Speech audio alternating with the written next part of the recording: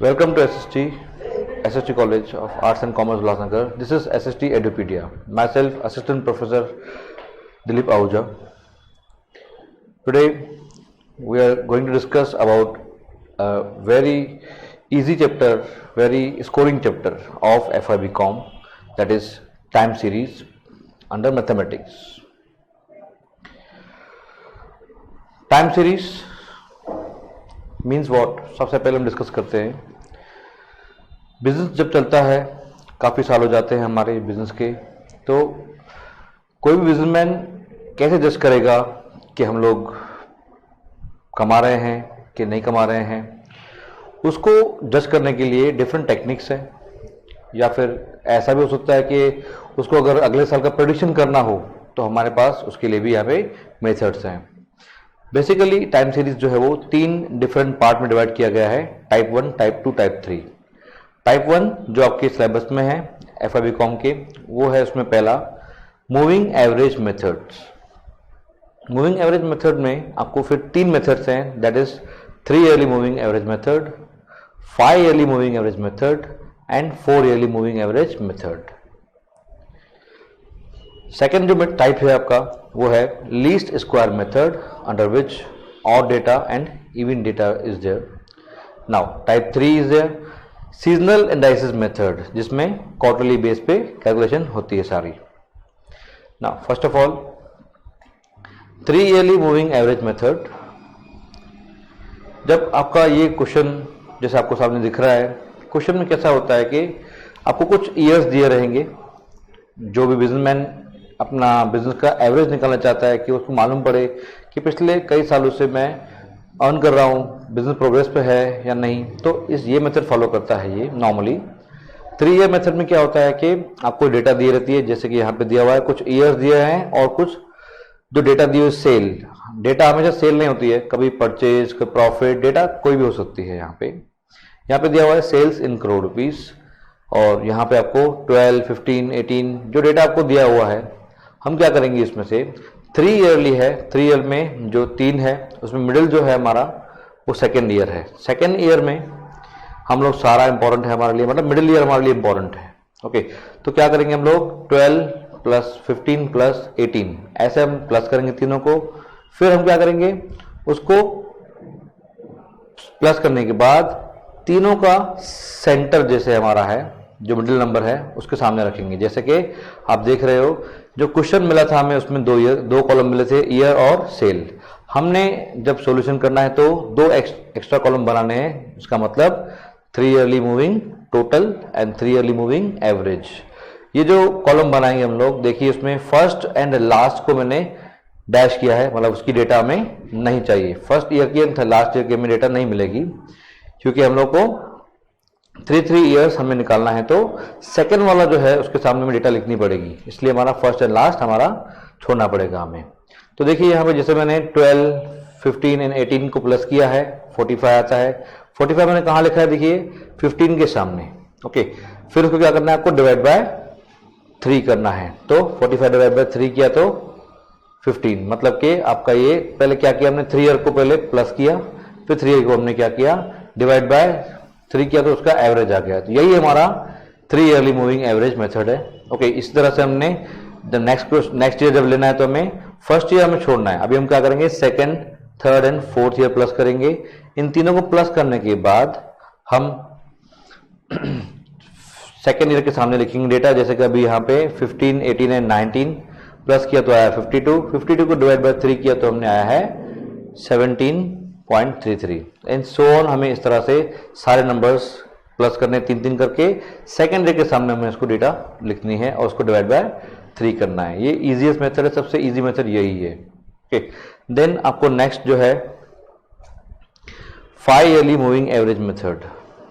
3 के बाद 5 ईयरली रखा है, 4 हमने बाद में रखा है, बिकॉज 3 एंड 5 जो है वो दोनों ऑड नंबर है हमारे, तो ऑड नंबर में मिडिल नंबर फाइंड करना ईजी होता है। तो जैसे 3 का मिडिल क्या था हमारा, सेकेंड नंबर हमारा मिडिल था। सिमिलरली 5 ईयर्स में हमारा जो थर्ड ईयर होता है वो हमारा मिडिल कहलाता है। ओके, अब हम क्या करेंगे, पहले 2 ईयर्स और आखिरी 2 ईयर्स को हम छोड़ेंगे। क्वेश्चन आपको जो मिला है देखिए उसमें 2 कॉलम है, ईयर और सेल्स।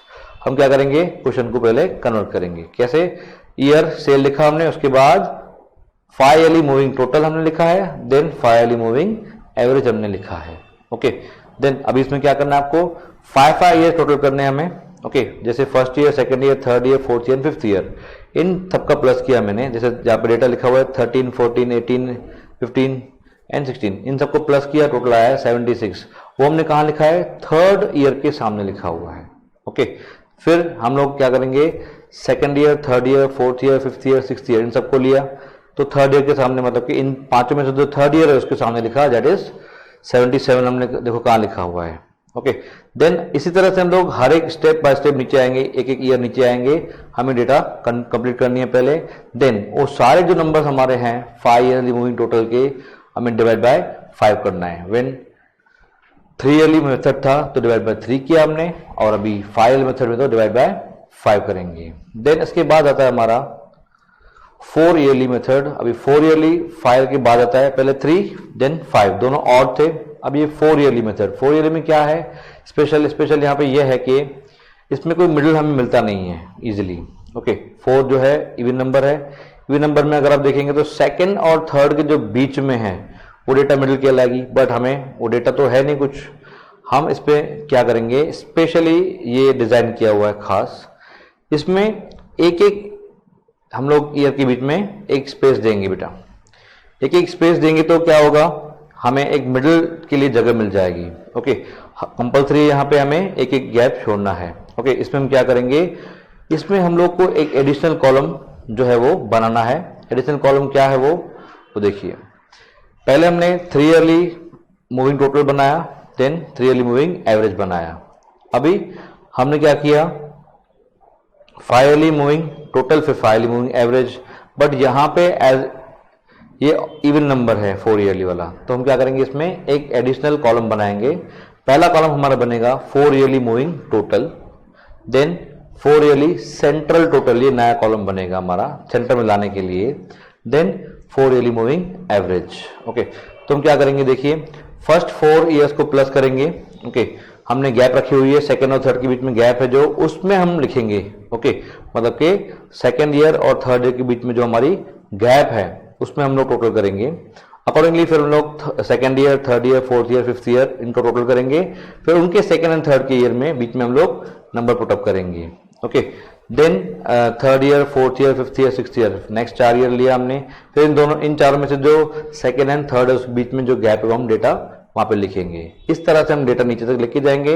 हमारे 2 कॉलम ऊपर छूटेंगे, 2 कॉलम नीचे छूटेंगे। क्यों? क्योंकि हमारे 2 फर्स्ट एंड सेकंड हमारा और थर्ड एंड फोर्थ जो हमारा, हम बीच वाला डेटा यूज कर रहे हैं तो हमारा सेंटर जो है हमें चाहिए, इसलिए ऊपर के 2 नंबर और नीचे के 2 नंबर हमारे यूज नहीं होंगे। ठीक है, सिमिलरली नेक्स्ट कॉलम जो हमारा है 4 ईयरली सेंट्रल टोटल, उसमें कैसे करना है हमें, आप देख सकते हो कि जो हमारा मूविंग टोटल है उसके सामने कोई भी ईयर नहीं है। ईयर नहीं है तो हमें डेटा जो है किस ईयर की हम कैसे जज करें, बेस्ट क्या करेंगे हम लोग, 2 मूविंग टोटल लेंगे हम लोग 4 ईयरली वाले, उन दोनों को प्लस करेंगे, फिर हम उन दोनों के सेंटर में लिखेंगे। यहाँ पे देख सकते हो आप कि फर्स्ट एंड सेकंड नंबर जो हमने लिया हुआ है उन दोनों का टोटल हमने मिडिल में लिखा हुआ है। ठीक है, इस तरह से हमें नेक्स्ट 2 भी टोटल करने, नेक्स्ट 2 टोटल करने, हर टोटल करने के बाद सेंटर में लिखेंगे तो वो डेटा आपकी ईयर के सामने आएगी। ओके, ईयर के सामने डेटा आ गई है। अब हमारे लिए सबसे इंपॉर्टेंट चीज यहाँ पे ये है, जब 3 ईयरली था तो डिवाइड बाय हमने 3 किया, 5 ईयरली था तो डिवाइड बाय 5 किया, लेकिन 4 ईयर में हमें डिवाइड बाय 8 करना पड़ेगा। वाई दिस इज, बच्चे यहाँ पे बहुत कंफ्यूज होते हैं, ये इंपॉर्टेंट पॉइंट है यहाँ की। सबसे इंपॉर्टेंट पॉइंट क्या है, देखिए हमने पहले 4 ईयरली मूविंग टोटल किया, फिर एक और किया, फिर एक और किया, हमने इस तरह लिस्ट बनाई, 4 ईयर का टोटल रखा है हमने। देन हमने क्या किया है, सेंट्रल टोटल कॉलम बनाया, जो हमने क्या किया है, फिर 2 4 ईयर को हमने प्लस किया है, उसके टोटल हो गया हमारा 8 साल। ओके, तो 4 और 4 8 होता है, इसलिए हम लोग यहाँ पे लिखते भले क्या है 4 yearly moving average, but important point यहाँ पे ये है कि हम लोग डिवाइड बाय 8 करेंगे। सभी सेंट्रल टोटल को हमने क्या किया है, डिवाइड बाय 8 किया है, तो आपके सामने डेटा आती है। ओके, देन ये जो 3 मेथड थे हमने पढ़े, ये मूविंग एवरेज मेथड थे। देन हमारा जो नेक्स्ट मेथड होता है वो है लीस्ट स्क्वायर मेथड, इसको हम लोग फोरकास्टिंग भी कर सकते हैं, हम लोग नेक्स्ट ईयर के बारे में भी इसमें अंदाजा लगा सकते हैं। ओके, इसमें फिर 2 तरह के टाइप्स होते हैं, ऑड एंड इवन वैल्यूज। तो जब हम ये करेंगे लीस्ट स्क्वायर मेथड तो हमें सबसे इंपॉर्टेंट एक चीज काम आएगी, वो है हमारी ट्रेंड इक्वेशन। जो ट्रेंड इक्वेशन है वो इस तरह होती है y equals to a plus b x, जहां पे a जो है वो समेशन y अपॉन n होता है, मतलब कि ये फिक्स वैल्यू है, एंड b जो है वो summation x Y upon summation x square, मतलब कि जो है ये वेरिएबल टर्म बनेगा। बिकॉज आपको यहाँ पे इक्वेशन क्या लिखी हुई है, a plus b x, x जो है वेरिएबल है इसलिए b हमेशा आपकी वेरिएबल रहेगी और a हमेशा फिक्स रहेगी। इसका कैसे यूज करना है हमें, आइए समझते हैं। Least square method odd data, जब एग्जाम में आपको क्वेश्चन आता है तो ऐसा कोई बताने नहीं आता है कि ये ऑड है कि इवन है, जस्ट सिंपली हमको काउंट करना पड़ता है ये कि ये क्वेश्चन हमारा इवन है कि ऑड है। कैसे करेंगे चलिए देखते हैं। जैसे यहाँ पे क्वेश्चन लिखा हुआ है कि fit a trend line using least square method, also find the profit for the year 2018। Okay, तो आपको ईयर दिए हुए 2011, 12, 13, 14, 15, 16, 17, मतलब 7 ईयर्स आपको यहाँ पे दिए हुए हैं और उसका प्रॉफिट दिया हुआ है। हम कैसे करेंगे इसको सम को सॉल्व, आइए देखते हैं। फर्स्ट हम लोग ईयर एंड प्रॉफिट जैसे मिला था हम वैसे लिखेंगे। देन यहाँ पे आपके 7 ईयर्स हैं, 7 ईयर्स मतलब कि एक ऑड नंबर है। ओके, यहीं से मालूम पड़ता है कि ये मेथड इवन है कि ऑड है। अब 7 का जो मिडिल ईयर रहेगा, 4th ईयर को हम मिडिल ईयर कंसिडर करेंगे। कैसे, क्योंकि उसके 3 ईयर उसके ऊपर रहेंगे, 3 ईयर उसके नीचे रहेंगे, तो हम लोग 4th ईयर को एज अ सेंटर पकड़ेंगे और उसको हमने अज्यूम किया कि उसकी वैल्यू 0 है। ओके, तो हमने एक कॉलम बनाया है जिसका नाम है x। ओके, तो x के मिडिल में हमने लिया है 2014 को 0। x के पहले जो 0 के पहले जो नंबर आपके आते हैं वो -1, -2, -3 और उसके बाद वाले जो नंबर है वो 1, 2 एंड 3। ओके, तो ये x हमने खुद क्रिएट किया है और जो आपको क्वेश्चन में डेटा मिली हुई जैसे प्रॉफिट की, वो हम कंसीडर करते हैं कि वो y है। ओके, तो उसका हम टोटल करेंगे, उसका टोटल हमने किया हुआ है तो 137 आया है, जिसमें से हमें a मिलेगा। a देखिए कैसे निकालेंगे हम लोग, summation y upon n, n is 7 it is given and y is 137, so summation y upon n मतलब 137 divide by 7, the answer is 19.57। ये हमारी वैल्यू ऑफ a है जो हमारी फिक्स रहेगी। जो सेकंड पार्ट हमारा है जो b है, उसको फाइंड करने के लिए हमें कॉलम की जरूरत पड़ेगी, summation x Y upon summation x square. तो वैसे कॉलम हमने प्रिपेयर किए हैं पहले।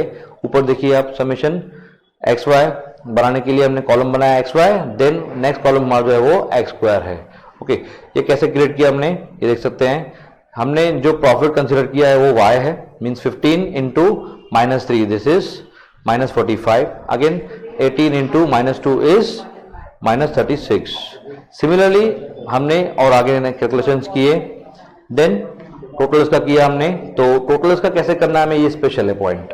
ओके, बता रहा हूं मैं उसको। नेक्स्ट हमारा कॉलम है एक्स स्क्वायर, जो भी हमारा x है वो उसको सब हम क्या करना है, हमें इसको स्क्वायर करना है। जैसे कि -3 का स्क्वायर 9, -2 का square 4 and again so on.